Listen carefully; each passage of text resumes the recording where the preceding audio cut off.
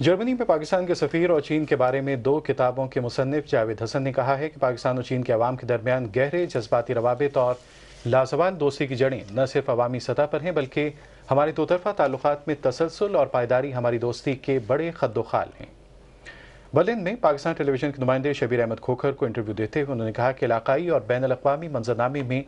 بڑی تبدیلیاں نمودار ہونے کے باوجود چین اور پاکستان کی دوستی غیر متزلزل ہے۔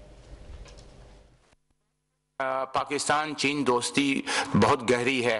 عوام کی سطح پر بہت گہری ہے، حکومت کی سطح پر بہت گہری ہے۔ دنیا میں عالمی سطح پر پاکستان چین دوستی کو ایک مثال کے طور پر پیش کیا جاتا ہے کہ دو ممالک کے درمیان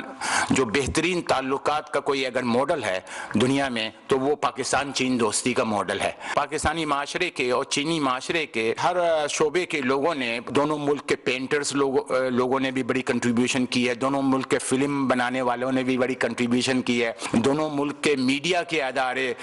غرض کے زندگی کے ہر شعبے کے لوگوں نے چین پاکستان کی دوستی کو آگے بڑھانے میں اپنا کردار ادا کیا ہے۔ اور اس طرح کی دوستی جس کی کہ عالمی سطح پر جس کی اتنی پذیرائی ہوتی ہو اور اتنا اس کو ایک ماڈل کے طور پر اس کو پیش کیا جاتا ہے، تو اس طرح کی دوستی صرف دو حکومتوں کے درمیان